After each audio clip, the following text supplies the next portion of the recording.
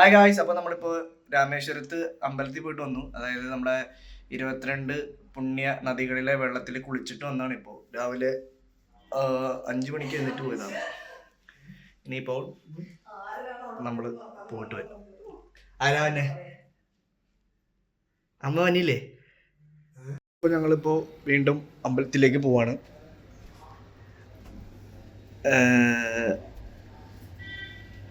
ഒന്നും പറയില്ലല്ലേ? എന്തെങ്കിലും പറയണ്ടോ?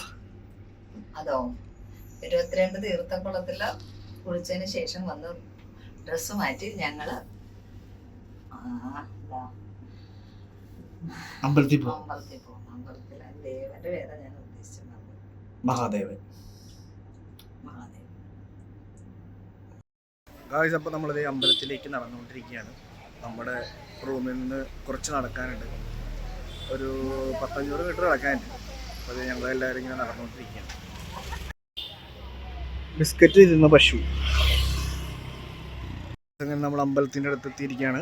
അമ്പലത്തിൻ്റെ അടുത്ത് ഇതേപോലെ ചുറ്റിനും ഈ ഒരു പച്ച ഷീറ്റ് വിരിച്ചിട്ടുണ്ട്. അതുകൊണ്ട് അത്യാവശ്യം വെയിൽ കുറവുണ്ട്, ഡയറക്റ്റായിട്ട് അടിക്കുന്നില്ല. അതിനൊരു സമാധാനം.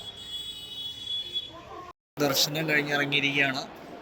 അത് ഇവിടെ വന്ന് ജസ്റ്റ് ഒന്ന് വെയിറ്റ് ചെയ്യാണ്. എല്ലാവരും നടന്ന് ക്ഷീണിച്ചു, അതുകൊണ്ട് ഞങ്ങളെല്ലാവരും ഒരു സൈഡിലിരിക്കുകയാണ്. അതാണ് ഇവിടുത്തെ ഉള്ളിലത്തെയൊക്കെ ഉള്ളൊരു ലുക്ക് എന്ന് പറയുന്നത്. ദർശനം കഴിഞ്ഞിറങ്ങിയപ്പോഴേക്കും 10 മണിയായി. ഇപ്പം നമ്മൾ ചായ കുടിക്കാൻ പോവാണ് എല്ലാവരും. അപ്പോൾ നമ്മുടെ ഫുഡ് എത്തിയിരിക്കുകയാണ്.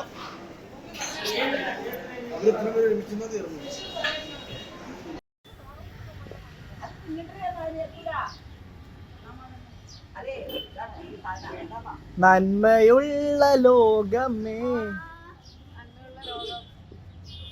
അതെ, അതിന് എത്തൂല തിന്നാൻ. അത് ലഡു തീട്ടൊന്നുമല്ല. അങ്ങനെ ഒരു 100 മീറ്റർ നടക്കാൻ വേണ്ടിയിട്ട് ഓട്ടോറിക്ഷ വിളിച്ചു വന്നു. അതാ അപ്പോൾ നമ്മൾ റൂം വെക്കേറ്റ് ചെയ്യാണ്. ഇതാണ് ഇവരുടെ റൂം. ഇനി അടുത്ത റൂം ഞാൻ കാണിച്ചു തരും. ഇതാണ് അടുത്ത റൂം. നമ്മൾ വെക്കേറ്റ് ചെയ്തിട്ട് ധനുഷ്കോടിക്ക് പോവാണ്.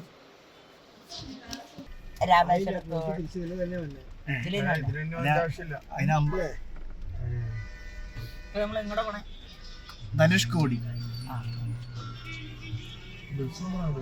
അങ്ങനെ രാമേശ്വരത്ത് വരണമെന്ന് ആഗ്രഹിച്ചു. 2 വിഗ്രഹം ഇതുവരെയും കണ്ടിട്ടില്ല. അപ്പൊ ഇന്നത് കാണണമെന്ന് വിചാരിച്ചു വന്നു. അല്പം തിരക്ക് കുറവുണ്ടായിരുന്നു. ഇതുവരെ കണ്ടിട്ടില്ല.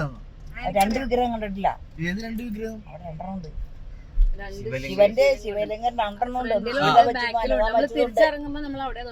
അപ്പൊ ഇന്നിപ്പോ 2 കാണാൻ പോയിട്ടുണ്ടല്ലോ.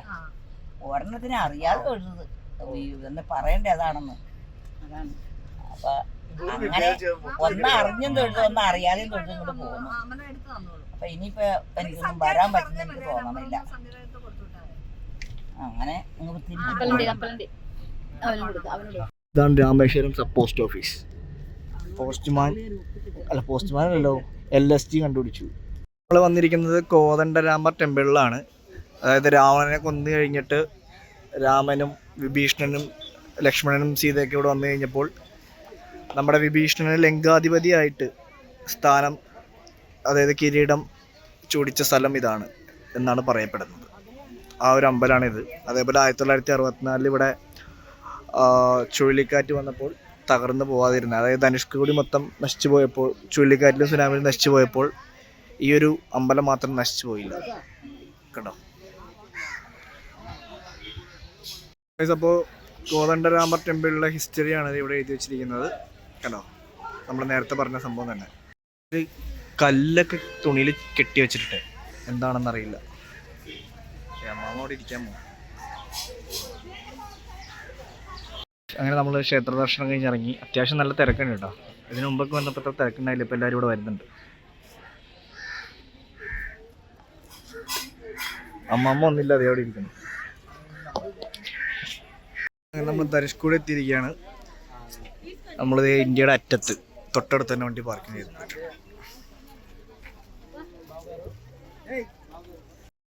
അങ്ങനെ നമ്മൾ ഇന്ത്യയുടെ അറ്റത്ത് എത്തിയിരിക്കുകയാണ്.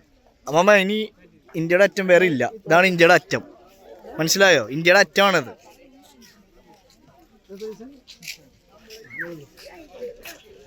അപ്പോൾ ഇവിടെ നിന്നാണ് നമ്മുടെ രാമൻ ശ്രീലങ്കയിലേക്ക് സേതുബന്ധനം കിട്ടിയത്.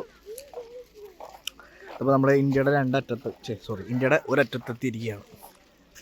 ഇതൊരു ഒരു സൈഡിൽ ഒരു കടൽ, ഒരു സൈഡിൽ ഒരു കടൽ. ഈ സൈഡിൽ ഏത് കടലാമേ പറഞ്ഞില്ല, അറിയില്ല അല്ലേ?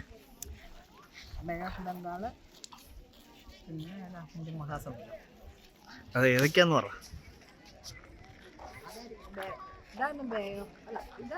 പിന്നെ ഇത് ഇവിടെ നിന്നിട്ട് അപ്പുറത്ത് സേതുബന്ധനൊക്കെ കാണാൻ പറ്റും എന്നൊക്കെ പറഞ്ഞ ഇവിടെ ആൾക്കാരൊക്കെ ഉണ്ട്. അതാണ് ഈ കുട പിടിച്ചുകൊണ്ട് നിൽക്കുന്ന ആൾക്കാർ.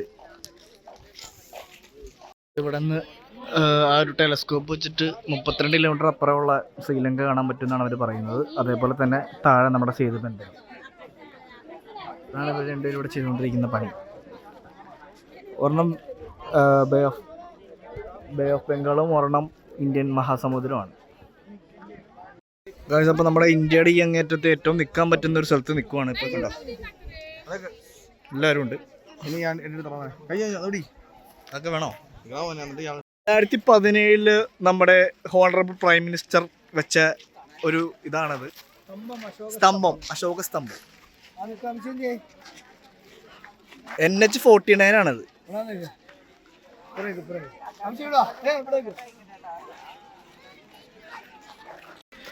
ഇന്ത്യയുടെ അറ്റത്ത് വന്നിട്ട് എന്ത് പറയാനോ, തീരെ വയ്യാതെ ഇരിക്കണവരെ പിടിച്ചു വലിക്കുന്നതാണ് അങ്ങോട്ട്. അതാണ് പറയാ. എന്റെ പൊന്നോ, ഈ അറ്റം വരെ വന്നല്ലോ എന്നുള്ള സന്തോഷം. ആയിക്കോട്ടെ. ശ്രീലങ്കയ്ക്ക് പോണോ? കൊള്ളായിരുന്നു. ഹനുമാൻ വെച്ച കല്ലുണ്ട്. ഹനുമാൻ വെച്ച കല്ല് ഇച്ചിരി വെള്ളത്തിനടിയിൽ പോയി. ഹനുമാനല്ല രാമൻ. ഹനുമാനല്ല രാമനും ഹനുമാനും എല്ലാരും ഉണ്ടായി. സംഘം വെച്ച സേതുബന്ധനം നടന്ന് കാണാം. അതിനാണ് അവിടെ ടെലസ്കോപ്പും വെച്ചേക്കണേ.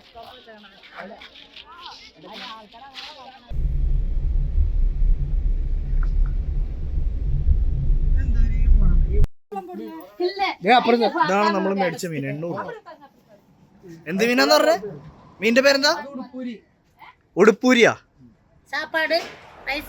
അപ്പോൾ ഇവിടെയാണ് നമ്മൾ ഇന്ന് ഫുഡ് കഴിക്കുന്നത്. ഇതാണ് ഹോട്ടൽ.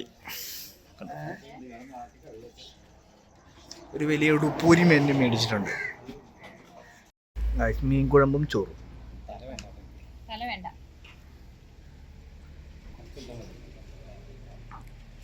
ഒരു മീൻ കറിയും ഒരു മീൻ വറുത്തത് 120 രൂപ ചോറ്.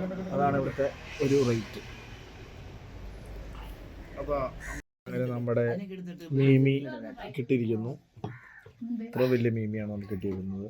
നമ്മൾ എത്ര പേരും കൂടി കഴിക്കാൻ പോകുന്നത്. വലിയ മീമി.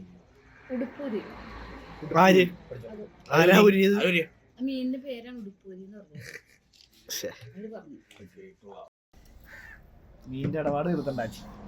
ഇവനാണ് അതിങ്ങനെ ആക്കിയത്.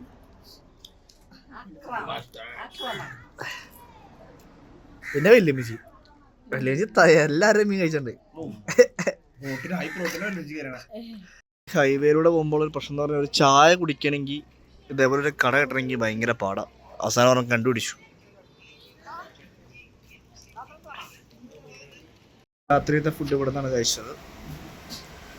പൊറോട്ട, പിന്നെ ഊത്തപ്പം, ഇഡ്ഡലി, അങ്ങനത്തെ സംഭവങ്ങളൊക്കെയാണ് കഴിച്ചത്. ഇതൊരു വെജിറ്റബിൾ ഹോട്ടലാണ്.